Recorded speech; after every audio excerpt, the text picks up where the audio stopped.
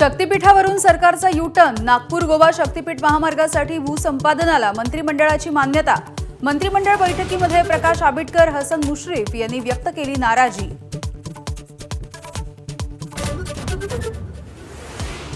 मुख्यमंत्र्यांच्या नागपूर दक्षिण पश्चिम मतदारसंघामध्ये 5 महिन्यात 8% मतदार वाढले। राहुल गांधींचा आरोप। नितीन राऊत, जितेंद्र आव्हाड, असलम शेख यांच्या मतदारसंघांचा दाखला देत फडणवीसांचा पलटवार।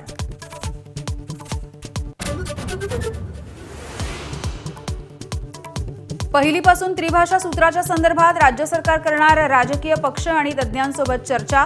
दादा भुसे राज ठाकरेंची भेट घेऊन भूमिका समजावणार। मराठी साहित्य वर्तुळामधूनही धोरणाला विरोध।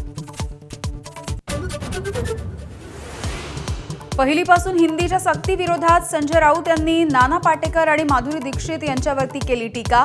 एकनाथ शिंदेंना 5 साहित्यिक तरी माहिती आहेत का? राऊतांचा हल्लाबोल।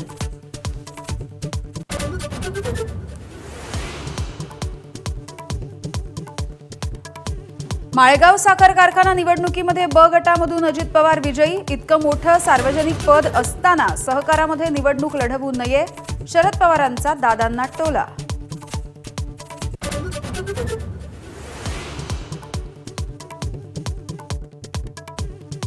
मुंबई आणि परिसरामधल्या मेट्रो प्रकल्पांसाठी MMRDA कडून 12,000 कोटींच्या कामांना मंजुरी।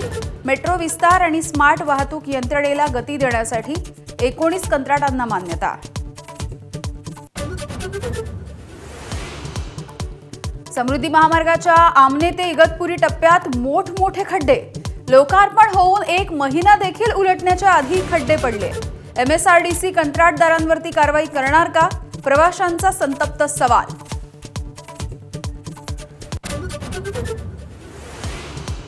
कर्नाटकामधलं अलमट्टी धरण यंदा जून महिन्यामध्येच 61% भरलं। आताचा पाणीसाठा वाढल्यामुळे सांगली कोल्हापूरमधील नदीकाठच्या नागरिकांमध्ये भीतीचं वातावरण।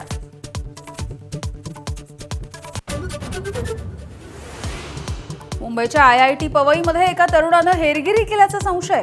बिलाल तेली या तरुणाला अटक। 15 दिवस बेकायदेशीररित्या IIT मध्ये वास्तव्य।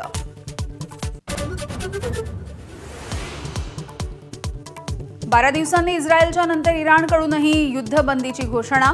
युद्धबंदीनंतरही इस्रायलवरती हल्ल्याचा आरोप इस्रायलनं फेटाळला। शस्त्रसंधीचं पालन करण्याची ट्रम्प यांची दोन्ही देशांना धमकी।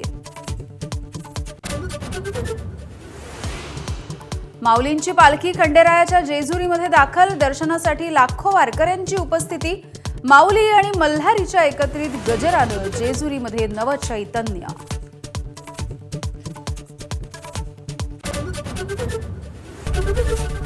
ABP माझा, उघडा डोळे बघा नीट।